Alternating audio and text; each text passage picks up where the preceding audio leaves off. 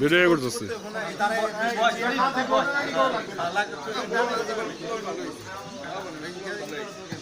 Night আসিস তুই রুবেল চিকনেস আর চিনা না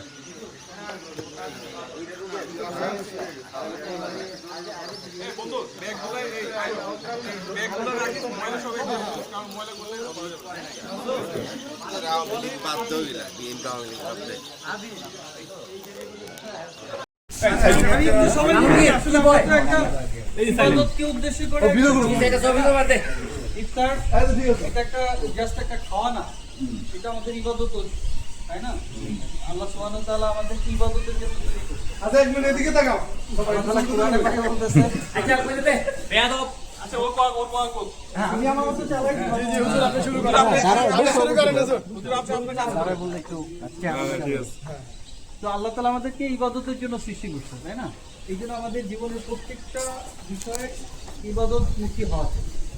আমাদের প্রত্যেকটা কাজ কর্ম সবকিছু যেন এটা কেন আমরা এটা বিশ্বাস করি যে এই জীবনের পরেও আবার আরেকটা জীবন আছে। এই জীবনের পরে আবার আরেকটা কি জীবন আছে, জীবন আছে। এই যেমন ধরো এখানে একজন 100টা খুন করলো, আমরা কালকে পার্থিব জগতে বড়জোর একবার ফাঁসি দিতে পারবো। কতবার? একবার। কিন্তু তার প্রপার শাস্তিটা কিন্তু হলো না। তার প্রপার শাস্তিটার জন্য আল্লাহ তাআলা আখিরাতে রাখে। তো এই জায়গা থেকে আমরা যেমন আজকে এখানে একত্রিত হয়েছি, মানুষকে সতর্ক করছে। আর আল্লাহ তাআলার কিতাব আমরা জানি আল কোরআন, আর 1400 বছরের বেশি সময় হয়ে গেছে, আজও পর্যন্ত ওই বইয়ের কেউ একটা ভুল ধরে রাখতে পারেনি। আমরা হয়তো অনেকে বলবে যে এই জায়গাটায় ভুল আছে, এই জায়গাটায় ভুল আছে। আসলে যে ভুল ধরতেছে তার জ্ঞানের সীমার পরিধির কারণে সে মনে করতেছে এটা ভুল, কিন্তু যে এই ব্যাপারে যথেষ্ট জানে সে এটার সঠিক ব্যাখ্যা দিয়ে দিচ্ছে। এই জন্য আল্লাহ তাআলা কোরআনে পাকি কি বলতেছেন, যে জানে আর যে জানে না সে সমান না। এই জন্য আমাদেরকেও জানতে হবে। এই জন্য কোরআনের প্রথম আয়াত কি ছিল? ইকরা, পড়তে বলা হয়েছে। এই জন্য আমাদেরও প্রাত্যহিক জীবনে প্রতিদিনই আমাদের কিছু না কিছু কোরআনের বিষয়ে পড়া উচিত। আমরা জানি কোরআন আরবি ভাষায় আসছে, তা আমাদের পক্ষে তো আর সম্ভব না। আমরা যে বয়সটা পার হয়েছি, আমাদের আরবিক ব্যাকগ্রাউন্ড নাই, তথাপি আমরা আমাদের মুফাসসিরগণ আমাদের জন্য এটা সহজ করে দিচ্ছে। আমাদের নেটিভ ল্যাঙ্গুয়েজ, আমাদের মাদার ল্যাঙ্গুয়েজ, আমাদের বাংলা ভাষায় এটাকে তাফসির করে দিচ্ছে। আমরা ওয়াজ মাহফিল শুনি না, অ্যান্ড ওয়াজ মাহফিলের কিন্তু সবাই একরকম বক্তা না। অনেকে আছে যে সে মাহফিলে যে ইসলামকে বরঞ্চ নেগেটিভভাবে উপস্থাপন করে, অপব্যাখ্যা করে। এই কারণে মানুষ আরও ইসলাম থেকে দূরে সরে যায়।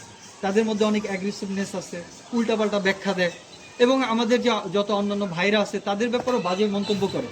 কিন্তু ইসলাম যেখানে বলতেছে কোরআনের মধ্যে যে তোমরা কাউকে ভুলেও গালি দিও না, আর সেখানে তারা সজ্ঞানে গালি দেয়, তার মানে তারা ইসলামকে ভুলভাবে উপস্থাপন করতেছে। তো এই জন্য আমাদেরকে সঠিক ইসলামকে বুঝতে হইলে আমাদেরকে মানে জগৎ বিখ্যাত সবাই যে তাফসিরটাকে অ্যাকসেপ্ট করছে এরকম একটা তাফসির নিতে হবে। বাজার হাজারো তাফসির আছে, সব তাফসির আমাদের নেওয়া যাবে না। যেটা ওয়ার্ল্ড ওয়াইড সবাই এই তাফসিরটাকে কি বলছে, গ্র্যান্টেড করছে যে না এই তাফসিরটা ভালো, এরকম একটা তাফসির আমার ঘরে থাকা উচিত।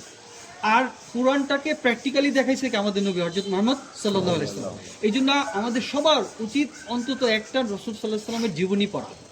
আলহামদুলিল্লাহ আমার একটা জীবনী আমি শেষ করছি, আর একটা জীবনীর চেষ্টা করতেছি। আমার প্রায় 6টা জীবনীর মতো আমার লিস্টে আছে। তো আমরা যদি নবী করিম সাল্লাল্লাহু আলাইহি ওয়াসাল্লামের জীবনীটা আমরা পড়তে পারি, তাহলে আমরা ইসলামকে বুঝতে পারবো। সরাসরি কোরআন থেকে বোঝাটা আমার জন্য অনেক সময় মনে হতে পারে এটা, কারণ আমার জ্ঞানের স্বল্পতার কারণে আমি তো অনেক কিছু জানি না, তো আমার কাছে এটা ভুল মনে হচ্ছে। কিন্তু আমি যদি যখন সিরাত করবো তখন আমার জন্য এটা সহজ হয়ে যায়। তো আমি একটা হাদিস দিয়ে শেষ করতেছি। আল্লাহ রাসূল সাল্লাল্লাহু আলাইহি ওয়াসাল্লাম বলতেছেন যে তোমার ইমানকে খাঁটি করো, অল্প আমলই নাজাতের জন্য যথেষ্ট। তা আমরা যদি এই কথা বলি আল্লাহ ছাড়া আর কোনো মাবুদ নাই, একমাত্র আল্লাহ তাআলাই ইবাদত করতে হবে, আল্লাহ তাআলাই সব করেন। আর হযরত মুহাম্মদ সাল্লাল্লাহু আলাইহি সাল্লামের দেখানো পথ মতের মধ্যেই কি শান্তি এবং কামিয়াবি দুনিয়া এবং আখিরাত। এই মূলনীতির উপরে যদি আমি চলতে পারি তাহলে আমার ইমানটা খাঁটি হবে, আর তখন আমি অল্প আমল করব, তাতেই আমি নাজাত পেয়ে যাব। তা আমরা এখানে যে বন্ধুরা আছি ইনশাআল্লাহ তাআলা আমরা আখিরাতে চাই, আমরা যেমন এখানে গেট টুগেদার করতেছি, আমরা ইনশাআল্লাহ জান্নাতেও এরকম একসাথে হব তো ইনশাআল্লাহ। আর এই জন্য এই জান্নাতে একত্র হওয়ার জন্য আমাকে এই দুনিয়াতে প্রিপারেশন নিতে হবে, তাই না? আমি অফিসে না যে আমার স্যালারি দিবে, বন্ধু যদি দোকান না খুলে তাহলে কি তাড়িয়ে আসবে? বিজনেস হবে না। এই জন্য আমাকে আল্লাহ তাআলা দুনিয়াতে পাঠাইছে আখিরাতে ক্ষেত স্বরূপ। আমি যদি এই দুনিয়াতে ফসল উৎপাদন না করে যাই তাহলে কি হবে, আমি আখিরাতে ভোগ করতে পারবো না। এই জিনিসটা আসলে আমরা সবাই জানি। আমি যে এতটুকুন কথা বললাম, আমার মনে হয় না যে কেউ না জানে, কিন্তু সবাই জানে। আমার শুধু মহসিন একটাই কথা, মনে কর আমাদের এই বন্ধুদের মধ্যে একজন জান্নাতের এ গ্রেডে গেল, জান্নাতুল ফেরদাউসে গেল, আর বাকিরা গেল হচ্ছে 8 নাম্বার গ্রেডে। যাইতেই পারে। এখন যে এ গ্রেডে গেল সে কি 8 নাম্বার গ্রেডে মাঝে মাঝে বেড়াইতে আসতে পারবে? That's fine. যদি আসে তাহলে তুই ভাই আসি।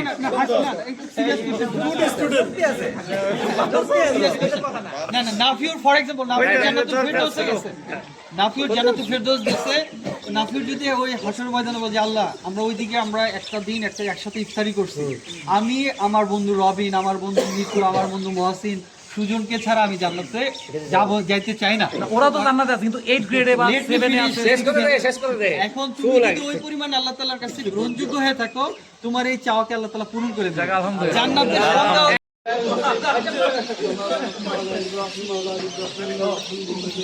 الحمد لله رب العالمين الرحمن الرحيم مالك يوم الدين إياك نعبد وإياك نستعين اهدنا الصراط المستقيم صراط الذين أنعمت عليهم غير المغضوب عليهم ولا